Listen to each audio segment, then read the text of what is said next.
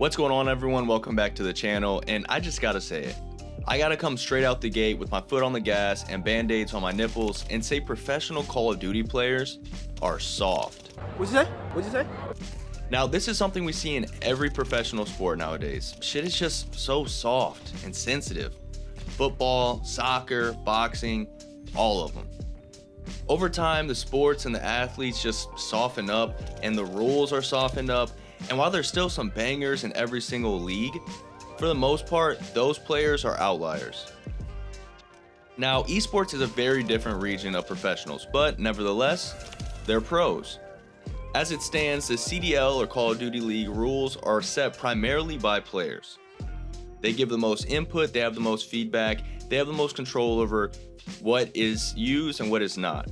Now, before we get to what makes these dudes softer than Charmin, I need to disclose that I'm not the biggest CDL fan. I follow very loosely. So if I get something technical wrong, then go ahead and let me know. But my points as to why I think that these pros are a bunch of babies, I believe is still valid. When something doesn't make it into the official rule set, then the players can GA or have a gentleman's agreement to not use something. Typically, it's something that's not balanced or it makes the game less competitive. So here's a list of the gentleman agreements as it stands. Now, most of these I don't mind, but what's really getting under my skin is how every pro is just shaking in their gaming chairs about one freaking tactical and one field upgrade. First of all, if you know anything about these maps from Modern Warfare 2 in 2009, you know that there are a ton of head glitches and huge lines of sight. That's what those maps are known for. Now, on top of that, ARs are extremely dominant, not only because of the open lanes, but just pure damage output. Pretty much no sub but the striker is going to put up a fight. So what do? The pros agree on a gentleman agreement to not use smokes and to not use DDoS. These professional players who decide these agreements based off of what will showcase skill and minimize unbalanced play decide against not only smokes but also DDoS. So they want to be able to rotate to the next objective, find a nice head glitch, and then what? Snake and stand there letting their aim assists and damn near unstoppable trophy system hold their hand? This is what I'm talking about, man. I really think this year's competitive is gonna suck ass because these pros, they don't want to step out of their comfort zone.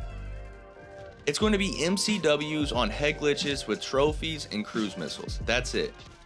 It's gonna get to the point where we're just using fists and rocks like we're in the gulag. I'm not gonna sit here and say that I'm on, the same caliber as these players. That'd be like saying I can play basketball like Jason Tatum just because we grew up 30 minutes away from each other and both like Nelly. But come on, man. Smoke grenades don't even last as long in this Call of Duty as they did in older CODs. On top of that, wouldn't that show actual skill? Being able to block out a line of sight and then advance accordingly? I don't like the idea that the only way to break an objective is to just run towards it 17 times and hope we get a double kill. A lot of the rule set I understand, like making the ARs have a red dot, that makes sense. People may be confused by that, but I'm pretty sure it's just because they're too good.